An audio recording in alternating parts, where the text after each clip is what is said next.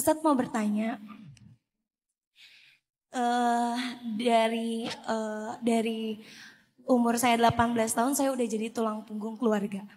Masya Allah.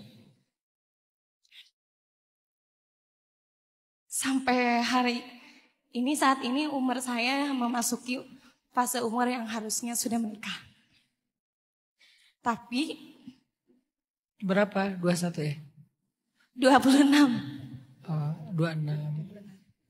Saya anak pertama, adik saya kebanyakan perempuan.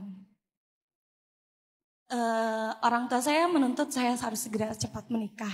Tapi di sisi lain, saya memikirkan kondisi keluarga saya.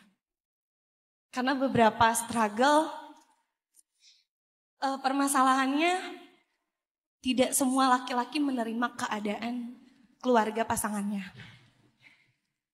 Hanya menerima diri saya sendiri tapi tidak dengan keluarga saya. Pernah sesekali saya marah. Kenapa saya harus ada di posisi ini? Saya melihat teman-teman saya di umur saya sudah menikah. Ustadz, apa boleh saya ngerasa hidup ini tidak adil? Karena saya harus berjuang sendiri. Sedangkan banyak banget tuntutan dari keluarga atau pihak lainnya. Gitu Ustadz. Siapa bilang Kak Inggit sendiri gitu? Ada banyak orang yang juga mengalami nasib yang sama atau ujian yang sama dengan Kak Inggit. Jadi kita bukan satu-satunya orang di muka bumi yang sedang diberikan ujian seperti ini. Kita cuma perlu belajar tentang apa maksud Allah memberikan saya ujian. Nah, untuk memahami itu kita nggak bisa bertanya dengan kenapa, tapi kita ngejalanin. Tadi kan di awal saya kasih statement, hidup itu ngajarin kita dengan cara ngasih ujian, baru ngasih pelajaran. Nah, ujian-ujian yang dialami oleh Kak Inggit itu nanti akan satu persatu kalau Kak Inggit menjalaninya dengan ikhlas, Allah akan ajarkan. Mungkin gak sekarang semuanya kejawab.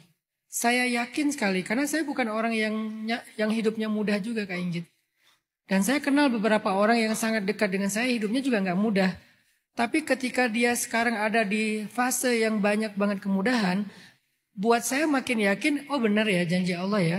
Kalau kita ngejalanin ujian itu, gak mungkin kita akan kecewa, nyesel, sia-sia itu gak mungkin. Yang tadi, sekedar kesemutan aja ada nilainya di mata Allah, apalagi yang lebih berat dari itu. Kak Inggit mungkin sedang memang lagi musimnya diuji atau lagi dikasih amanah. Dan amanah itu kan cara Allah membentuk kita. Nabi bilang apa?